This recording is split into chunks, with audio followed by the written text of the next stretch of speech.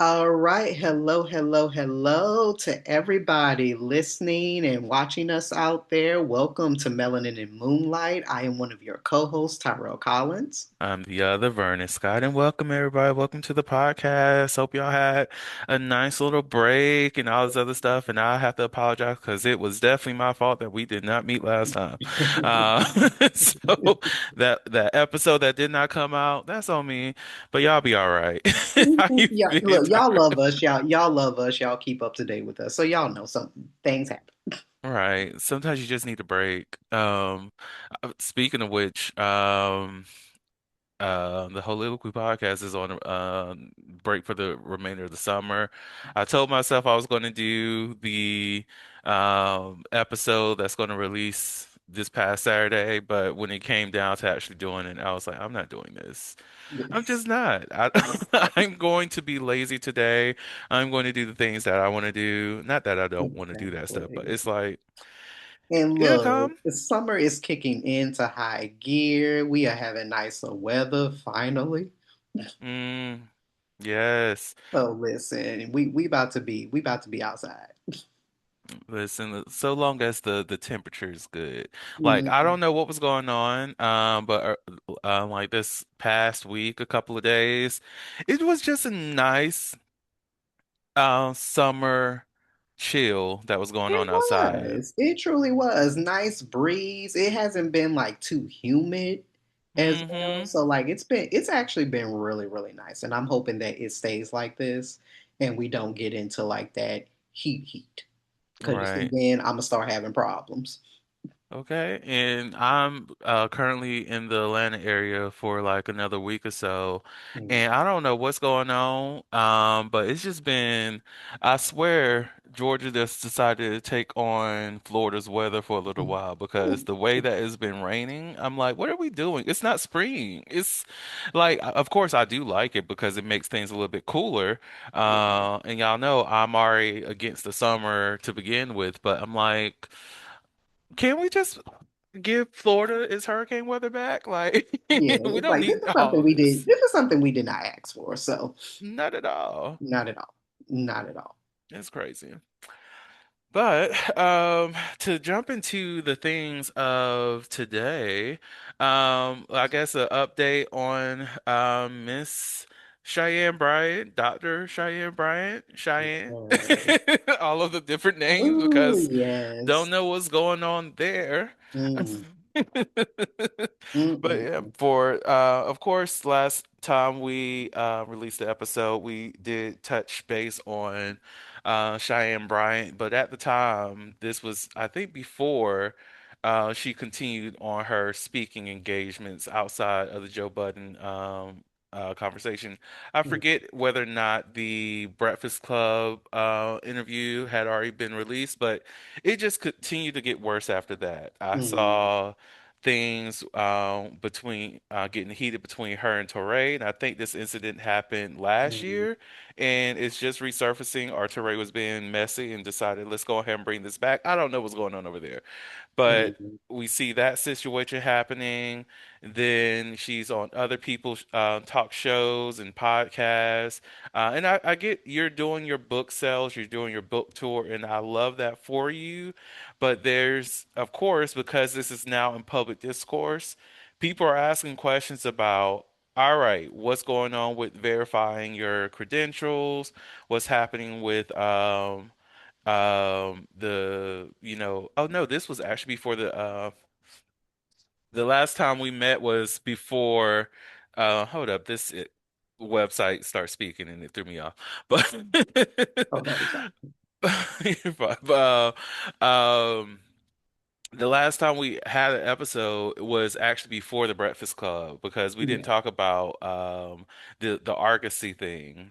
But essentially, people are asking her, "Hey, girl, where is the degree? Where is the proof that you completed your doctoral program or even the master's programs that she's toting up?"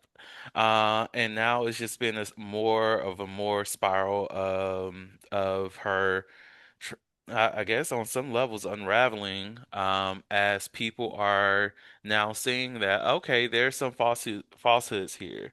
Like people who are giving you the benefit of the doubt are now like, okay, this is a lot more questionable than we originally thought. So Mm. with all the things that's recently been coming out after the last time we met, where are you at when it Yeah, comes to Cheyenne? like with this situation, it seems like every time Cheyenne tries to like say something, defend herself, rectify something, it's like it just progressively gets worse. you know. And sometimes I just feel like, when you are in the public eye, you just need to shh. I know that we always, it's kind of like we cannot let people come for us and, we got to speak up and speak out. Sometimes it's just better to be silent. So, one of the first points that I've been seeing about this discourse is that for people who are on the opposite end, who feel like, oh, okay, no, like this has gone way past a conversation, y'all are just trying to tear, people just trying to tear this black woman down and, destroy her and just, all of this. Okay, so you're not necessarily tabling that for a second, but the first kind of like immediate thing I want to have with that is that asking for somebody's credentials or the clarity around somebody's credentials is not automatic hate. Obviously, you and I know as professionals, if we are being scheduled or hired or, anything like that, anybody has the right to ask for our credentials because our credentials are a matter of public record. So if your platform is built partly on the expertise that you claim, people are allowed to ask what that expertise is based on. That does Hmm. not mean that people are jealous. That does not mean people are trying to destroy you. Now, of course, now do we obviously have many aspects, especially when it comes to the judgment of black women in public eye? Absolutely we do. So let's not even, like pretend like that doesn't exist. But that is not the center point of this, of where this is coming from. It is not out to destroy her. It's really asking for transparency around a title that has professional and economic value. And so when we get into this conversation around the Agarosi, uh, her school, um, it's something that, in asking about the accreditation and, things that came out about the closure and all that type of stuff, it's valid. It's valid. So, when people are asking, well, where's the transcript, girl? Like, where's the diploma? Where's the dissertation A record? little bit of something. Where's the where it's like, where's the picture of your mama and you? Cause Literally, you are it's like from people are the not, but here's the thing, colors. people are not wrong to ask for that, especially Yes. when your credentials as a doctor have now come into question because you are the one that decided to go on a public platform podcast and spew false rhetoric around the nature of clinical therapy and Hmm. insurance. And again, that's where this whole conversation and all of this messiness stem from. You have to take accountability for what you said, and then now when people who are credentialed, other people who are credentialed, are starting to talk about, your platform and things like that, it's like now you want to double down, you want to justify, you want to do this or do that. And again, instead of just taking accountability, you may not, necessarily feel like you need to apologize for what you said because if you really believe that, then that's what you believe. But it's kind of like the more that she's been trying to defend herself, the worse off this situation, Hmm. becomes. So yeah, I'm like people say, where's the transcript? Where's the Hmm. diploma? Where's the verification? And the school closing down is not a justification. Exactly. And Those are it's public records. It's the playing on people's ignorance part for me that makes this all seem very manipulative because it's like I know like when I graduated, even if I was not inviting family to it, I was going to take some pictures. I was going to walk across that stage. I was going to have something to say that I did this thing. Mm, Like besides the fact that I do have my dissertation can provide it and know the name of it. But like there was a moment of pleasure of completing that. And it was something for me, and I wanted that as like a nice little memory. And I'm like, if we can't even produce a picture of you going across the stage or a celebration of that, it really does bring things into question. And not to say everybody has to do it, but again, you come from the colors. We know what it means whenever there's educational attainment. Because look, I work in a GED program, and you being the first person in your family to even get a GED, your family is showing out for you. So, mm, regardless of, what her background will be, somebody's going to be there to support you. There's going to be somebody willing to take pictures for you. Like, what are we talking about? And then the thing with Argosy, like for people who work in education, and have gone through the education process, one of the only times you cannot get your transcripts is if you have a balance that you owe to that institution. right, of course. They ain't giving that up for nobody, which I get. And if Dr. Cheyenne just said, look, I owe them some money. I don't like the way that things happen there, and I refuse to pay whatever it is. My degree was technically conferred, but I cannot access my transcripts because of that balance. I would have been like, girl, I understand. Because if you have some whatever reason for you not paying that last little bill and it's on principle, Mm, don't pay that girl. I get it. If that would have been the thing that she said, I would be like, okay, I'm here with it. I understand. But you go out here and say that the school or the third party was willing to give you a refund. mm. Where they do that at? Because trust and believe, if I could get a refund from a just by saying, hey, I don't want this degree no Yeah. more. And honestly, and again, this is not to like double down on the nature of like her title or anything like that, but now that everything has come out, I'm kind of questioning like what do what do you actually call her? Because again, just like how we said in our last episode, of course, like being a life coach, of course, is not the same as being a licensed therapist, psychologist, counselor, or clinical provider, right? You Hmm. can give motivational advice, relationship coaching, personal development guidance without being licensed, in the same way a clinical mental health professional must be licensed. But the problem comes when quote unquote celebrity branding blurs those lines of coaching Hmm. and clinical authority. So if you are using the title of doctor and you're using the language around certain levels of formal training, clinical expertise, ethical oversight, all this type stuff.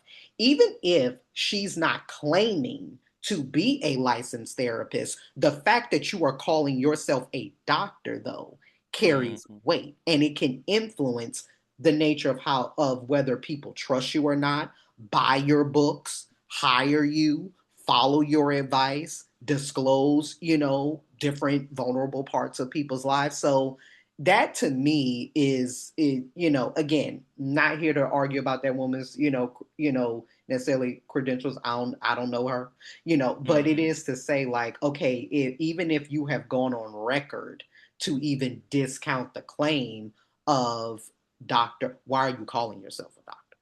Hmm. And I'm quite certain it's because of course, this is speculation, but that this was intentional because she recognized how much weight that doctor has within the Mm, community that she's yeah. looking to profit off of. Because I was about to say serve, but no. Mm, If we're going to be a service to the community, we want to make sure all things are up front. That's something that Because I do believe that she may have started taking classes, but that would have been one of those things that would have been taught in her program, especially when it comes to ethical behaviors, to make sure that the people that are seeking you out know Mhm, that the doctor is for branding purposes only, or know that, up front that this is only life coaching and it does not replace mhm, psychological treatment. It does not right. replace psychotherapy. And I will encourage you for anything that is related to that, that you seek out the proper help for that. Because my goal is to be of service to the community and not to see this as a potential resource for me to continue to drain. Hmm. Exactly. Exactly. And and again, to just because to highlight some of the things that other celebrities and people just in discourse have been saying, that, and again, it's kind of like we have this knack of, we don't focus on the primary issue at hand. So when people have these statements and stuff saying online that yeah, people are just jealous because of like her beauty and her success and her body and her podcast and money, and it's like, where is that being said? Now, again, that probably is Mm, true because, again, being a black woman, she is going to be shamed. She is going to be shamed and garden no matter what is happening. So, again, it is not to dismiss that at all. However, the mm, issue is not whether or not she looks good on a yacht or she makes this amount of money. I don't know anybody in the professional spaces that is arguing yeah. the issue is whether the professional identity that she has used publicly is verifiable, and whether people who are coming to her were given clear and accurate information. Hmm. You know, and so it did bring up an interesting, though, legal conversation. And again, being very careful around legal conversations, because again, we're not in law, but it is a very interesting question of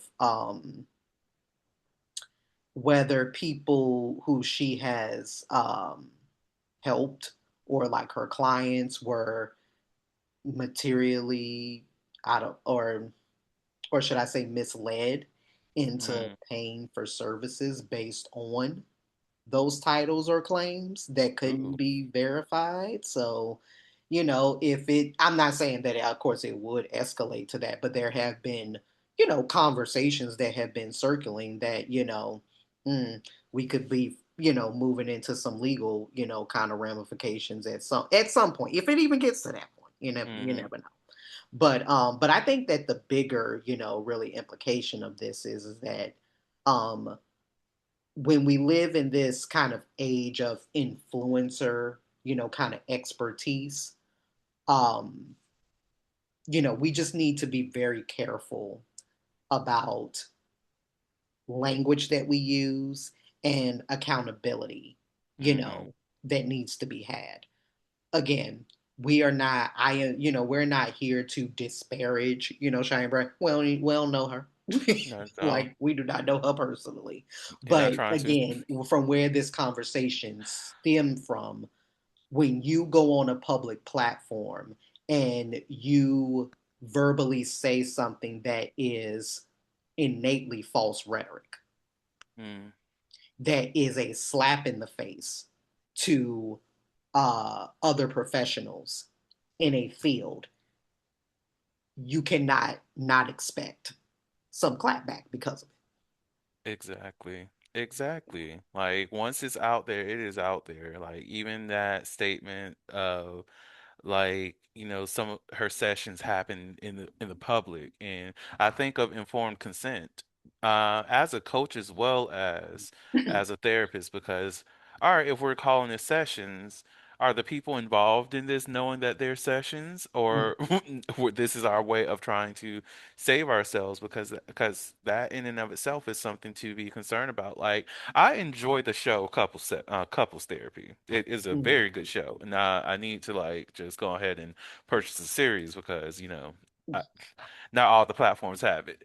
But whenever I do have the opportunity to watch some of those episodes, I enjoy it because one, that was something when I was doing my internship, I had access to those episodes and I watched that to help me become a stronger couples therapist. Not necessarily because she is a completely different modality, but for me to use her clients Mm, as case studies for me to at least figure out how would I approach this as a therapist when I see my first couple, because that's not something that yes, you're trained in the modalities or whatever, but your first time seeing a client is your first mhm. time seeing a client, Right. right? And especially if you're in a program that is virtual, you're not role playing with other colleagues. You're learning in an isolated way and just relying on if the campus themselves have videos, the research Mhm. that you get, as well as some things that you can potentially find online, just to make sure that you know that once you come to that first session, that you're doing what you need to do to ensure that you're creating a safe space for everybody that's involved. But it's like, yeah, if you're going to have like there's some ethical concerns about the couples therapy series in and of itself. Like I was listening to a Mhm. podcast not too long ago. I think it was like 2 days ago, where they brought up the fact that yeah, when you have these episodes, you are opening these individuals up to internet harm Mhm. because their lives are being exposed and they're having to deal with that in their follow base. If I find out this Right. person's TikTok or their other social media handles, I can go over there and harass them. So that is something to be concerned about when it comes to having therapy sessions broadcast in this way, but it's also I don't know what informed consents were signed and taken Mhm. care of in Right. order to mitigate that, because that's another thing. If this person knows what this means by being on this show and all that, then we're good. The ethical standards are taken care of. Boom. Exactly. However, if I'm just calling something a session because I feel as though this will help me get out of the scrutiny that I'm facing. Okay, now we have bigger concerns here. Exactly. Exactly. So yeah, I just think that, for the nature of what's happening and what is going on with her in this, situation, again, and I don't know if it's one of those things like, well, you didn't went down the rabbit hole, so now you can't find your way back up or out from it. Hmm. But again, this is just one of those things of try to just take accountability for what you've said, you know. Yes. And again, and it's not the fact that you owe anybody anything. However, when you decide that you are going to especially be in the public eye and have the kind of platform that you do, people have a right to question you. We have a right, anybody has a right to question, and especially when you are somebody who, obviously for credentials. I mean, I don't know any of us who would purposely go to somebody unless you were trying to do something shady on the back end, that you would purposely go through any type of mental health services, any entertainment services, hospitality service over something that is a place or establishment or person that is not credentialed. Hmm. That is why credentials exist. Okay, you it's know, there to protect like it's not everybody. just for a cute nickname or like, oh, kind of like this bourgeois or no, that is to Hmm. protect the ethics of everybody involved, right? So yeah, yeah, we just got to see what happens. Yeah. But speaking of ethics, Okay. something that was not as ethical or did not go over as well is this Netflix roast that happened with Kevin Hart and the comedian Tony Hedgecliffe. I think that's what his name is. When Hmm. he made a George Floyd joke, that people that a lot of people found obviously very deeply offensive. So just to give context, Kevin Hart, of course, comedian Kevin Hart, he had a Netflix special recently that was, of course, giving him a that was giving him a roast. So if if anybody is not familiar with the term roast, roast is just simply a bunch of actors, comedians, whoever is coming together to essentially make jokes or talk about, a central person who is there, like, quote unquote, roasting them. So, that's just the basics, of that. Um, so, even though, and I know a lot of times that when it comes to like these Netflix specials, things like that, of course, we can always go into conversations about, okay, well, what gets, edited and, things like that. But the main aspect was that when Tony Hinchcliffe decided to get on the mic, uh, basically pretty much I'm not even going to repeat the joke because I don't even like repeating it, Hmm. and I didn't necessarily watch the whole thing, but I did see the clip. But essentially he made a joke referencing George Floyd as laughing so hard he couldn't breathe. And of course we don't need to rehash the aspect of the tragedy of George Floyd's murder. but Hmm. um but yeah, the main tension here is that, of course, a roast is supposed to be something that is sharp. It is supposed to be, a little bit uncomfortable because, you have one person that, is being, talked about at that time. It's supposed to push boundaries, of course. But I think the question is, does roast culture give comedians, especially, permission to make anything fair game? Hmm. And so after the event, Kevin Hart, he seemed to say one thing and then kind of double back to say something else. So, his immediate thing was like, oh, this is what a roast is. It's supposed to be brutal. It's supposed to be relentless outside of, the norms, things like that. So he essentially argued that, he understood why those jokes get told, obviously, in that setting, even if he would not, even though he is not obviously the one who made the joke. But the whole conversation has stemmed of, even though Kevin was not the one to tell the joke, you have a lot of black and brown people in culture who have talked about the pandering that has been done over the years that they feel to believe that Kevin Hart has done when it comes to being in the quote unquote white boys club. Hmm. And so a lot of people have brought up that for Tony Hedgecliffe and some of the other jokes that were made, for them to even feel comfortable to make those sorts of jokes on a platform is a problem. And so people have been bringing up, oh, they wouldn't have tried that with one of the kings of comedy. Oh, they wouldn't have tried that with Cat Williams, or, whoever, so again, just, the what's like your thoughts about the nature of like the joke that was told, the inappropriate, sometimes what we view as inappropriateness of of a joke in the first place, and just initial thoughts to Hmm. what transpired.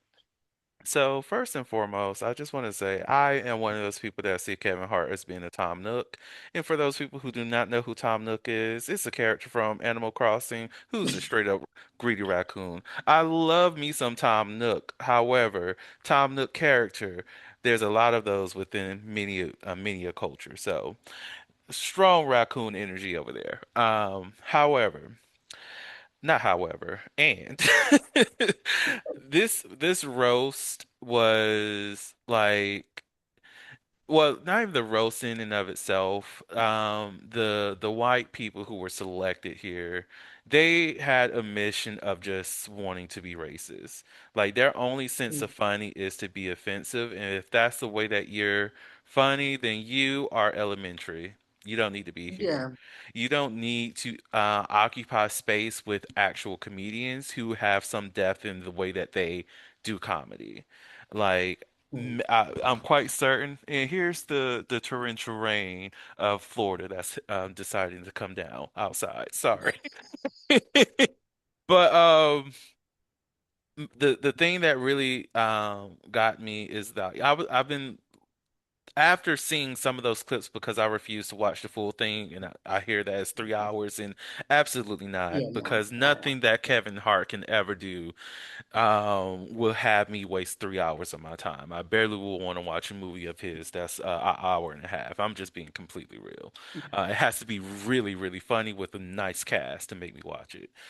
Um, but I say that to say with some of the additional media that I saw around that, really highlighted. I think it was even it was somebody. I know I watched Kev on stage, him and Angie talk about it, Mm.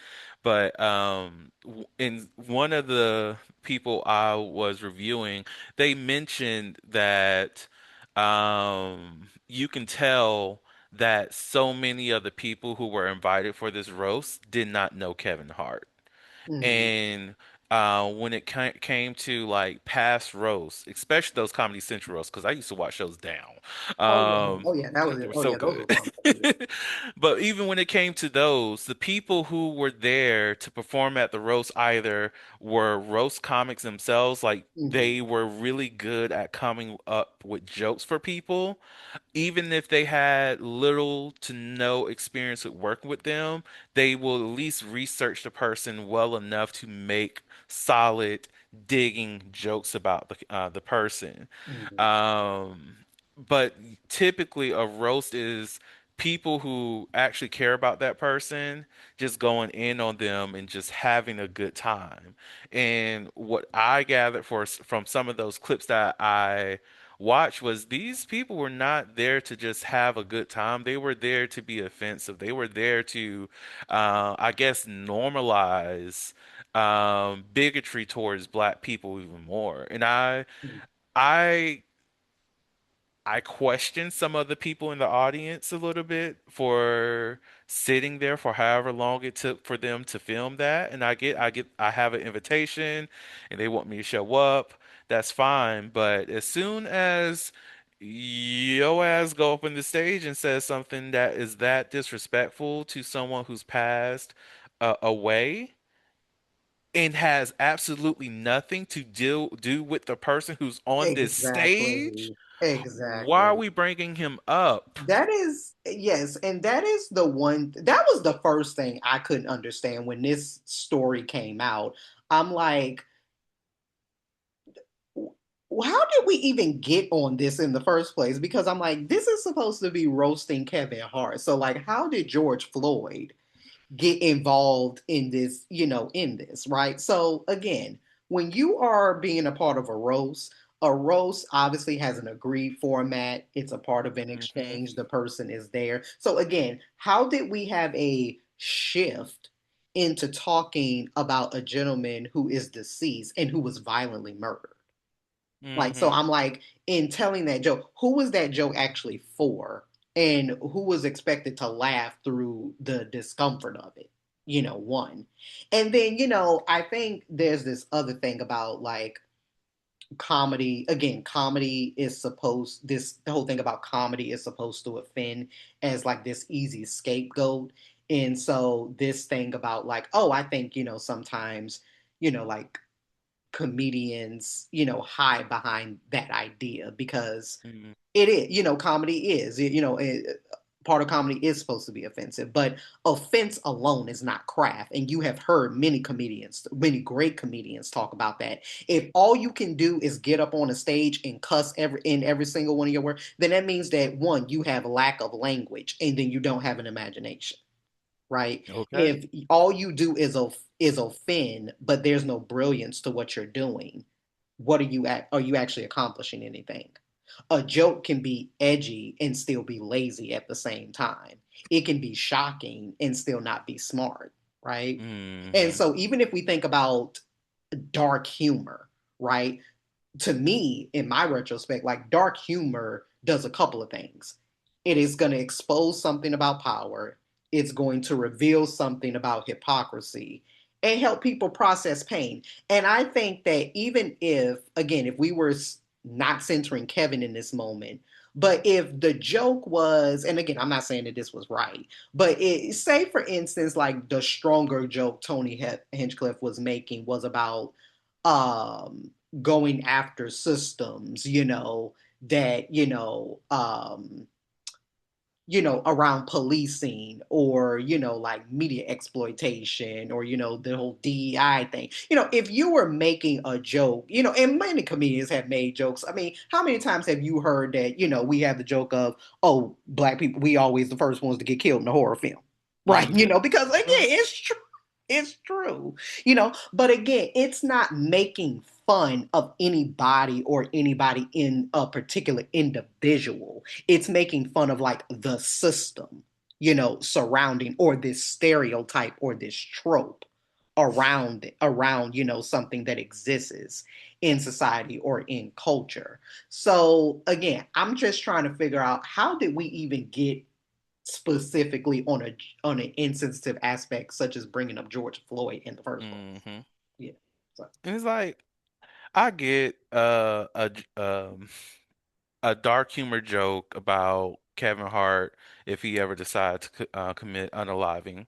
Okay, that he would use a Cheerio.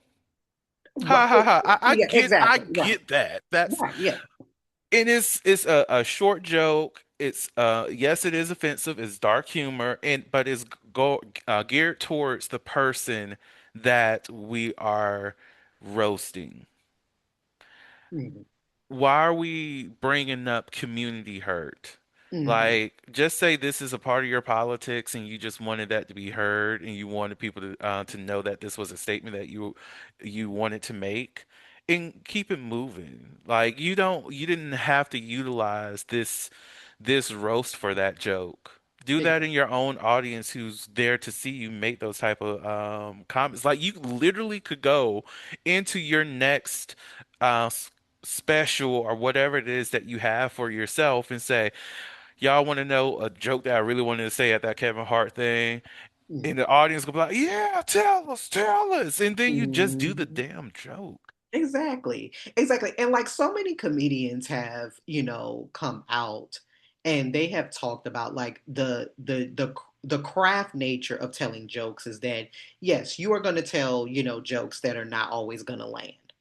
That's Hmm. just a part of the business.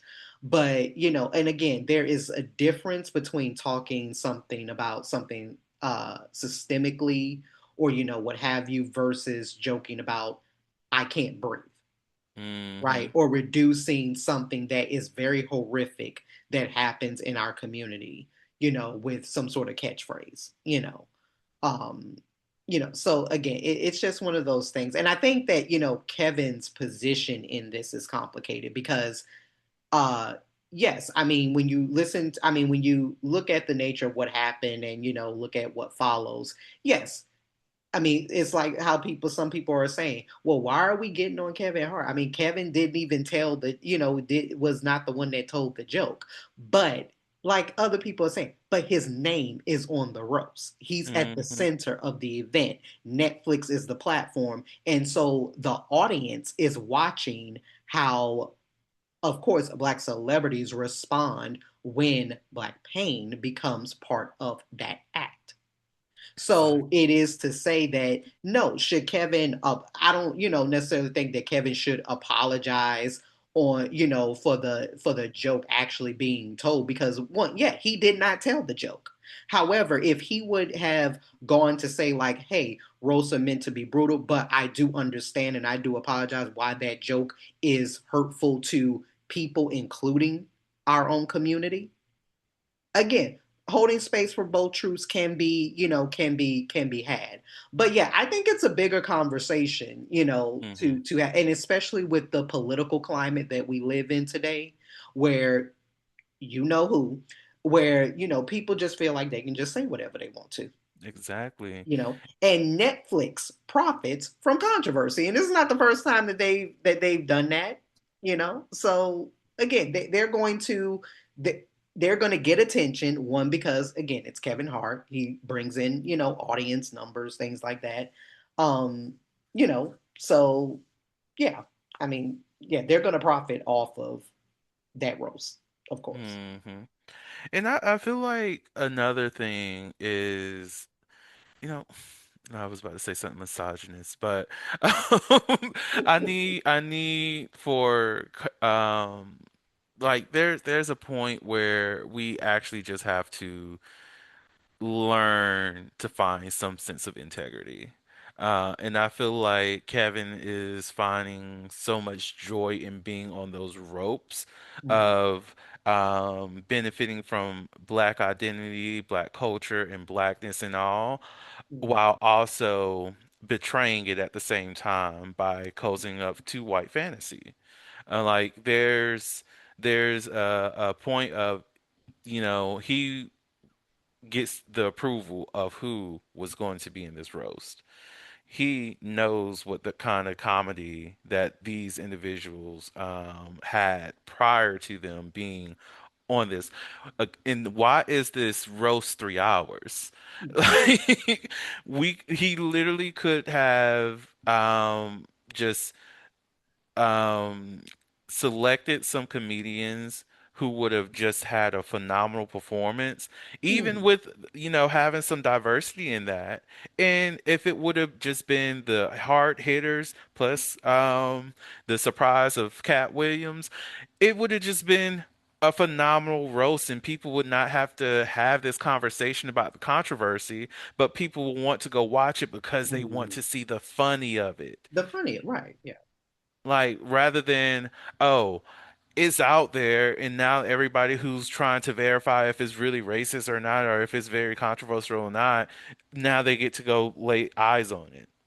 Or it could have just been funny and everybody's just talking about it because of that, and people are sharing it and watching it more, and it blows up even greater than the ostracization that comes along with demeaning blackness. Exactly, exactly. And there is a difference, because again, when we talk about, black people, black culture, right? We of course use humor to survive, right? Hmm. And I think that's always been, innate at us. We joke at funerals, we laugh through grief, we turn, pain into language in memes, of course, through music, through all this. But there's a difference between this kind of in group, survival humor that we have versus a public spectacle, you Hmm. know so when there's that difference between us laughing to survive and others laughing at what tried to destroy us. Right. you know so there is nothing that for me is funny in hearing a hearing anybody, but more specifically a white man, make Listen. a joke, and so of that nature. And like, Tamika, I think Tamika Mallory had posted, that there was nothing, obviously there was nothing funny about that. And when the joke happened, it's kind of like how the camera panned to the audience was what? Like, what is happening right Do you now? not know who's here? And again, that is why a lot of people brought up with the fact that, oh, okay, this is a larger conversation about the fact that, oh, you felt even justified and comfortable to make that sort of statement. It's like, oh, okay, we see what's happening. We Hmm. see what's happening. So yeah, I think that of course comedy should always challenge us. I think it should definitely expose, hypocrisy when it, obviously, because we live in a hypocritical world, and it should say what. polite society refuses to say. But when the punchline is built on the last words of a murdered black man, mm, we gotta ask, right? Is this comedy really speaking to truth, or is it, asking the, wounded to laugh for somebody else's entertainment? Hmm. You know? And low key, I did not, cause I did not know about Cheryl Underwood's husband passing, and I Mm, did not like that joke, even though, I she love it. played it off very well. And I know I just had to take it away from Kevin for a little bit because Cheryl Underwood is Soror. But like the I did not know this information, did not need to find out about that. He committed suicide in that type of joke. Mm, But I also feel like there would could have been a tasteful way of making that same joke where it would have landed very very smoothly. different. But it's just because it came from the mouth of a white man who does not, that I know for a fact, who does not know Cheryl Underwood. Exactly. Just makes it like you pushing Exactly. buttons. Yeah, it's just yeah, I can't. I can't. Yeah. And again, I just think that, roast culture, it may explain why the joke happened, but it doesn't like automatically justify why the joke Hmm. should have happened. You know. Exactly. So yeah, it's just a weird thing. Just a weird Hmm. thing. Well, to speak about other weird things, well, with the nature of Father's Day, coming up, so happy, kind of early, Father's Day to, all fathers out there, all adoptive fathers, surrogate fathers, male figures, anybody, along those lines. Thought it was very important to have a conversation though around paternity and paternity rights, because something that was recently revealed in a podcast that we had seen a clip of um, a little while is and it not to say it completely flabbergasted me, but I didn't know that certain states like Georgia or like other states have similar language around this aspect, that there is a key distinction between paternity and legitimation. And so, for instance, just to give a little bit of context, Georgia, the state of Georgia, treats paternity and legitimation as two different legal things. Paternity can establish that a man is the biological father of a child and can support a child financially. Legitimation is the legal process that gives a unmarried father the standing to ask for custody and visitation. So Georgia courts, and if you actually go onto the Georgia court self-help self page, it says this very clearly, that if Hmm. legitimation is granted, the father can now ask for custody and visitation, and the child may even gain inheritance from the father. So, just putting this plainly, in certain states, dads, fathers, father figures out here, you may want to look into some of the laws, regarding parentage, regarding paternity, because they are not the same thing. You putting your name on a birth certificate does not mean that in the eyes of the law that that child is yours. Case in point, if something was to happen to you, if you do not have your children in legitimation, that means that that child won't get anything legally. So again, as part of this conversation just had me so, again, I wasn't flabbergasted, but I did kind of like have my eyebrow raised because I was like, whoa, whoa, whoa, wait a minute. So we're actually talking about like differences between what paternity says, which obviously paternity is establishing DNA, versus what child support says, are you actually financially responsible? But legitimation says, are you legally recognized as a father with rights to pursue custody and visitation? Hmm. So just want to get like like your initial thoughts around the nature of paternity versus legitimation. Hmm. So surprisingly, this is actually something that I had some knowledge on, and Mm, it's not even because of school stuff, but because I know of it personally from, well, mm, vicariously mm, through someone who is close to me, who is a father and mm, has full custody of his child, and just hearing about what that process looked like for him to mm, gain that full custody of his kid. yeah. So like it is a very tough process, and it's made tough for a reason, because there's some historical context for this law. Rooted as far back as slavery, because a lot of the laws that we have on the books in Georgia go all the way back to that time frame, Okay. and they refuse to change it because the ownership of the child being there for the mother and not the father protected a lot of slave owners for having to either give property to their illegitimate children that they had out of be it rape or well, any sex between enslaved person and their owner at the time was still, was rape. But it was Mm, a way to keep those benefits from that child, right? And it is something that is utilized for that same purpose even today, because the law in and of itself works in the benefit of wealthy white men.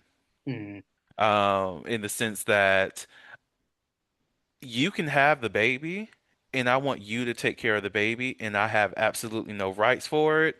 And unless you petition the courts, if I haven't signed the birth certificate, you cannot really get child support unless there's a DNA test. And the only way to get a DNA test is if if to get child support, they do have to confirm paternity or whether or not the person signed the birth certificate or if they were lawfully in the same household at the time of, people mm. engaging in, coitus, and that's what brought the child about, right? Right, And right.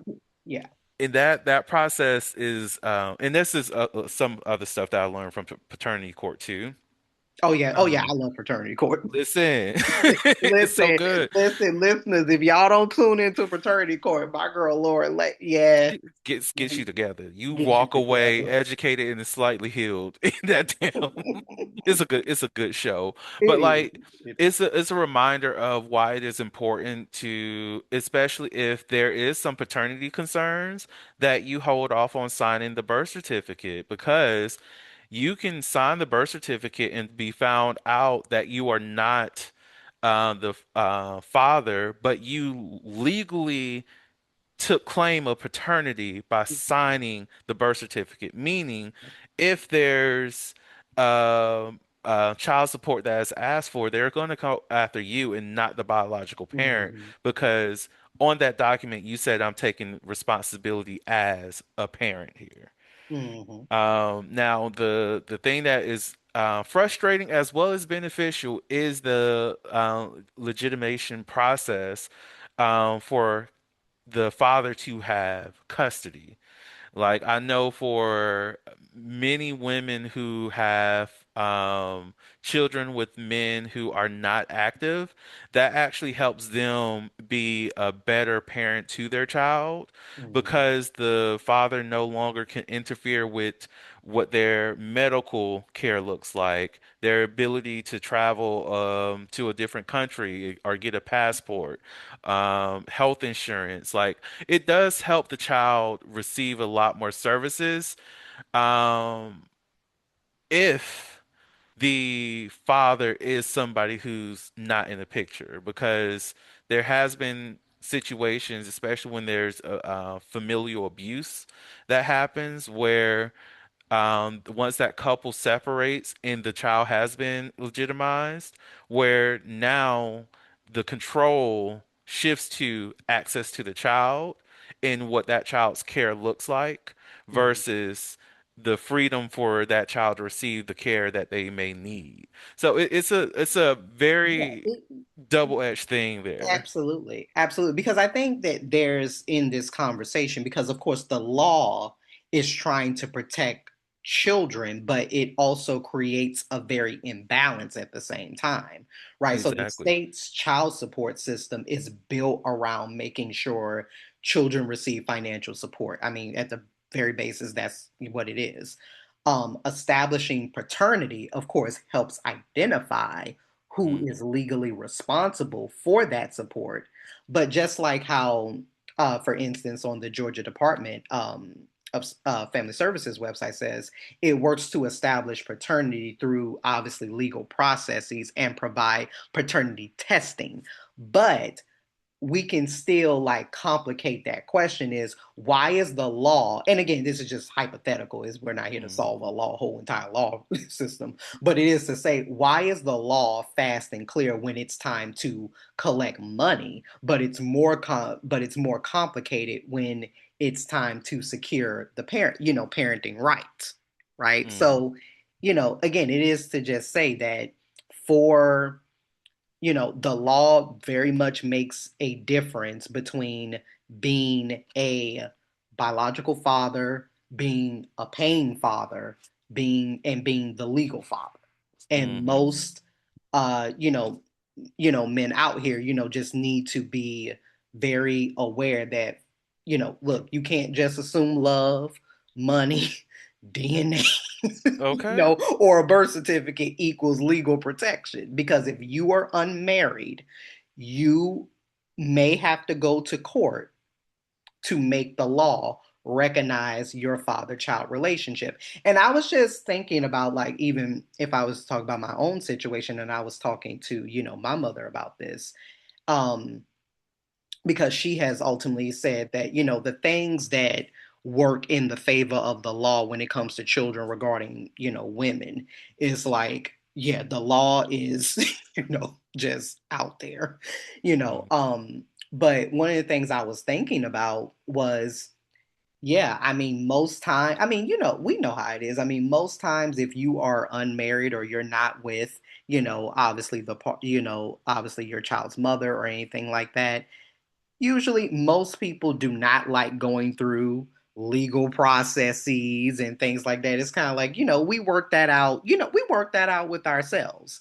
But mhm, it is like you were saying earlier, when it comes to custody, visitation, and even decision making rights, I was just, even thinking about for my case, like if there was something to have happen, like to me being younger, it's like, okay, if something happens to me and then something for whatever reason happens to my mom, if there is no legal precedents set in place, my dad may not have had the standing to make decisions on behalf of me, unless there is something that is more so in legal writing. And so again, it's just bringing up those, like just in case aspects. So I think a lot of times when we're having legality talks and stuff like that, a lot of times, especially I think for dads, like you tend to shy away from it because you're thinking that, okay, if I'm bringing this up or I'm doing this, like it's going to establish conflict, in some sort of way. And it's like, no, we need to, go through this or whatever the just due process is to make sure that, these legal protections are in place.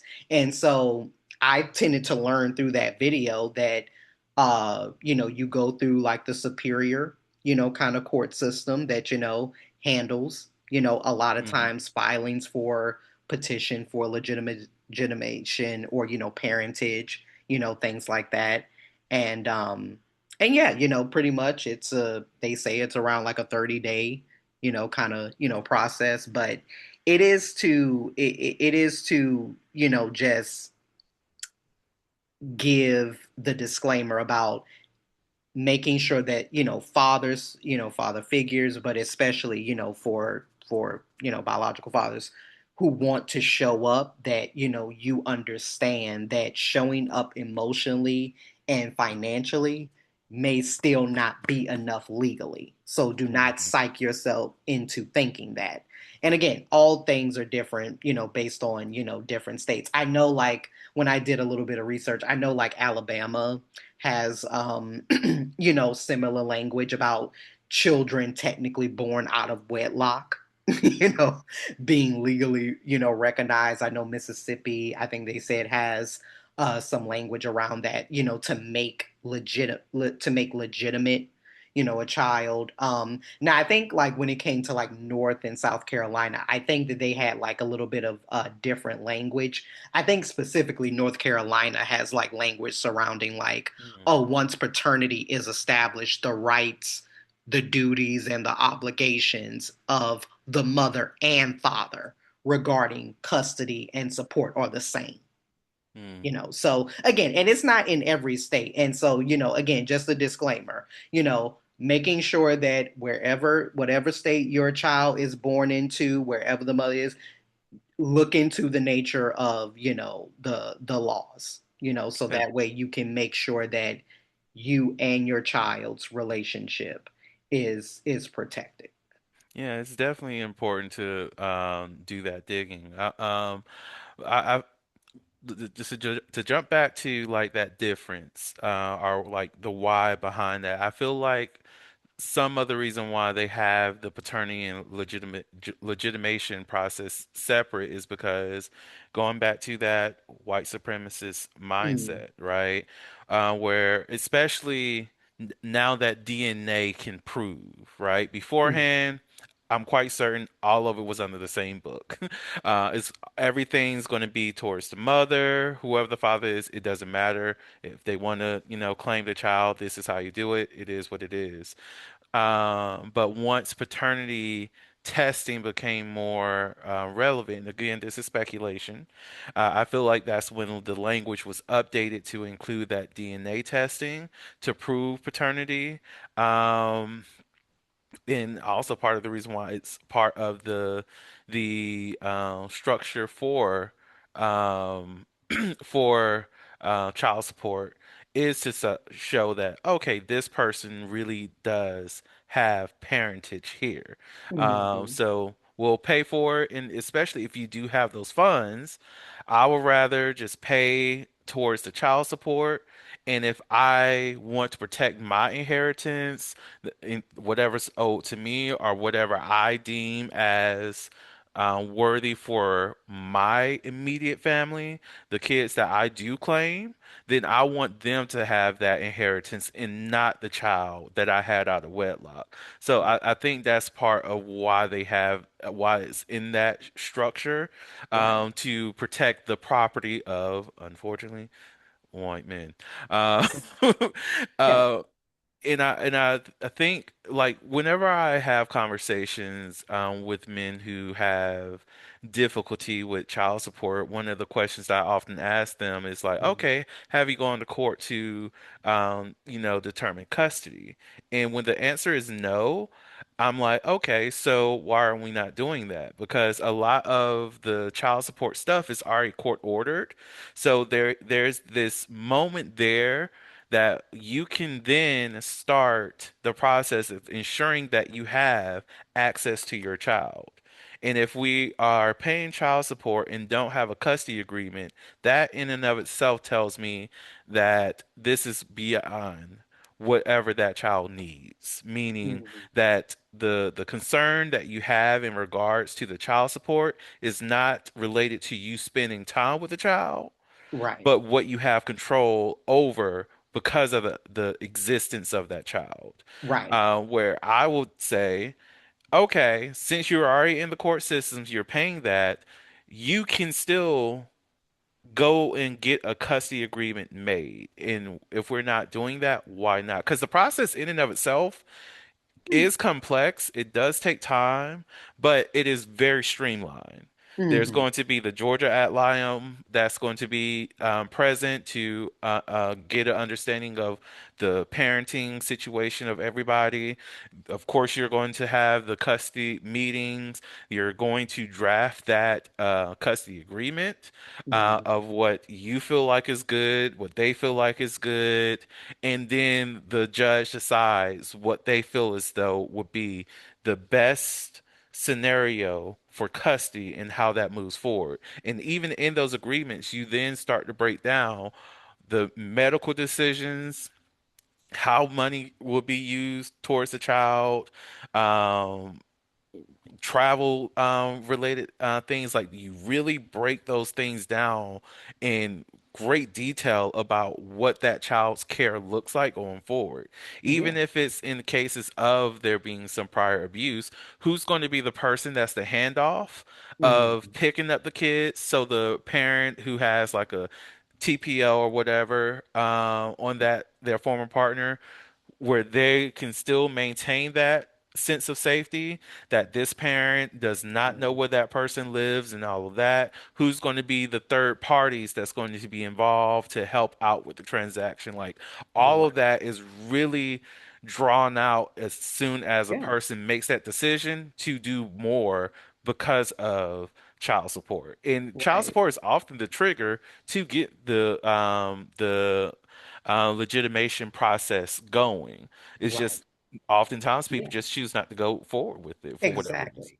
Exactly. And and again, just to put it, sometimes in plain terms, again, gentlemen, you need to understand that, again, the law is going to separate paternity support and parental rights, because a lot of times I think like the question about like the birth certificate again gets circulated, back again, and I think that's where a lot of times men get confused, because again sometimes like the law is confused, so that's again why you Hmm. need to talk with somebody, because I know that a lot of times questions came up in the comments that, people were having to respond to, when it comes to the birth certificate. And so, like, for instance, in Georgia, signing the birth certificate or a paternity acknowledgement, again, may establish paternity. It does not automatically legitimate the child for you to have custody or visitation rights. Hmm. So you know, what am I trying to say?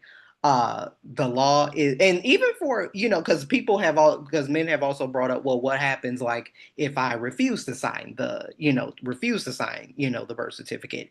And so again, got to navigate the law. Law is not saying that if you sign the birth certificate, so now you automatically, have to pay. The law is saying that if they determine that you are the legal father, you must pay whether or not your name is on the birth certificate or not, Hmm.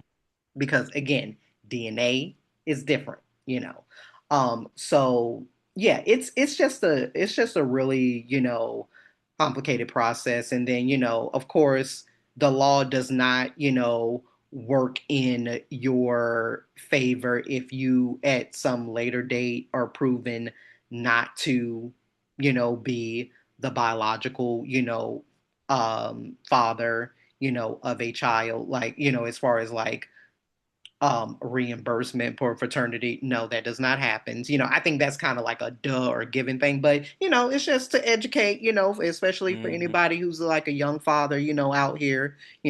Again, we always love to educate. Like, if you cannot necessarily get, money back. Can future support stop, and can you, have things that are reduced or waived? Absolutely. But again, when it comes to child support, the law is in the what is going to be for the child's best interest, not for what would be considered to be adult fairness.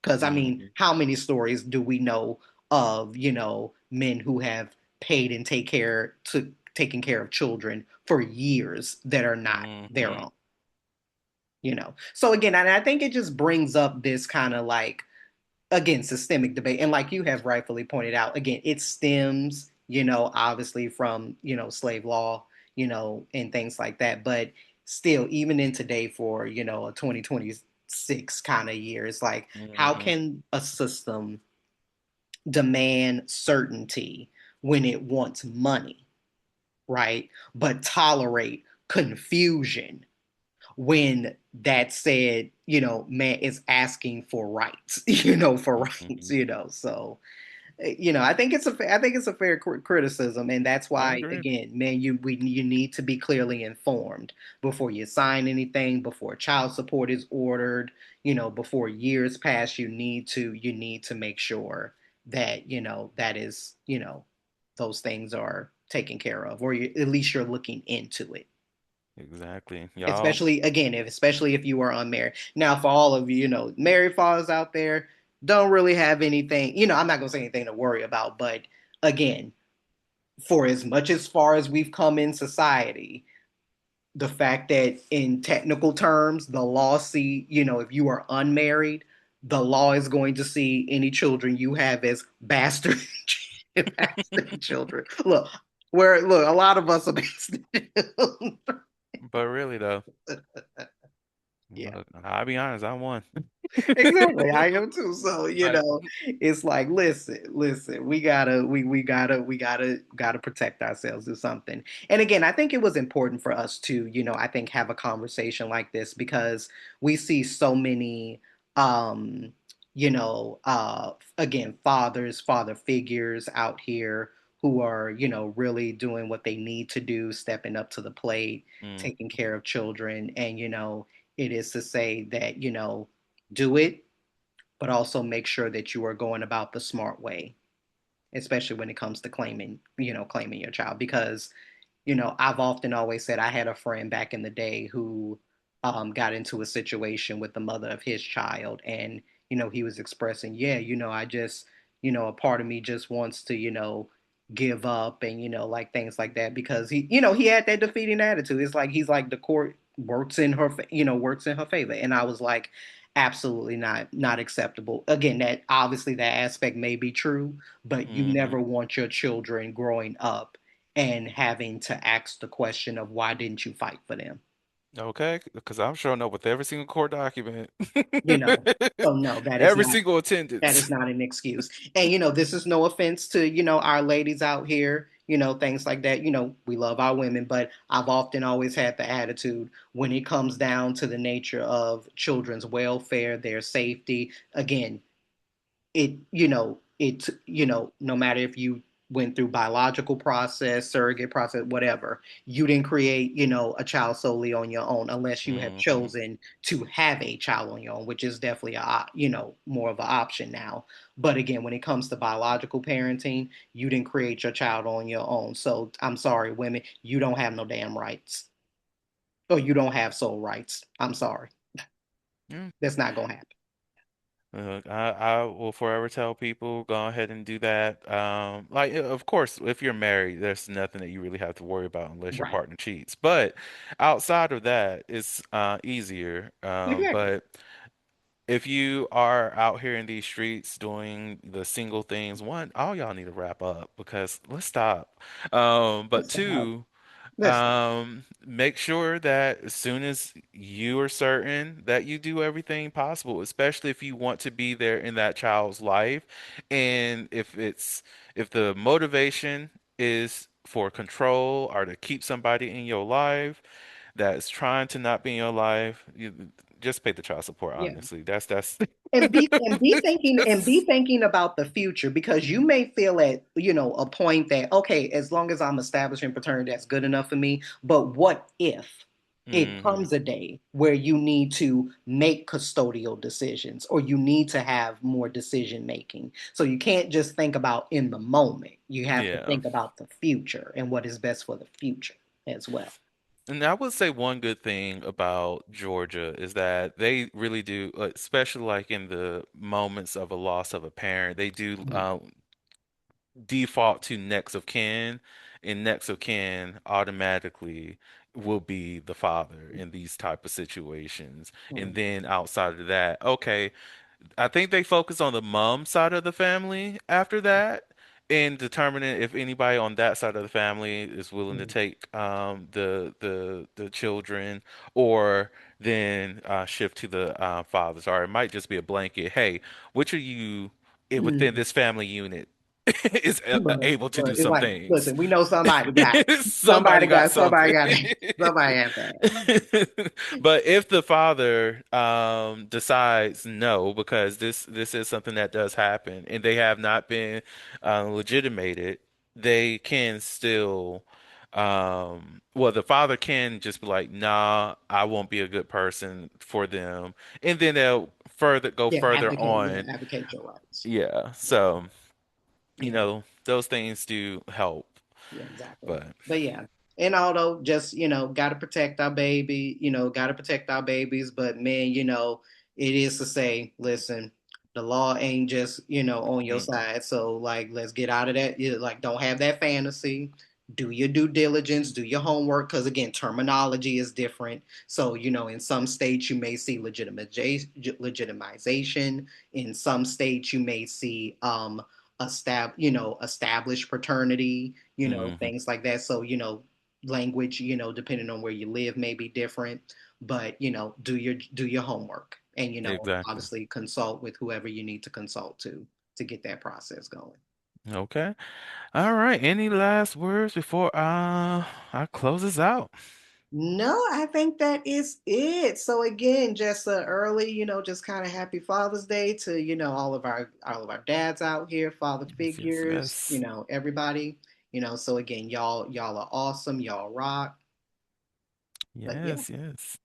All right. Well, thank you all so much for tuning in to Melanin and Moonlight, your late night space for deep, thought-provoking conversations about sex, culture, and the well-being of the Black community. Don't forget to like, subscribe, and share the podcast to keep the conversation going. Until next time, keep the vibes flowing and your mind open. Bye. Bye.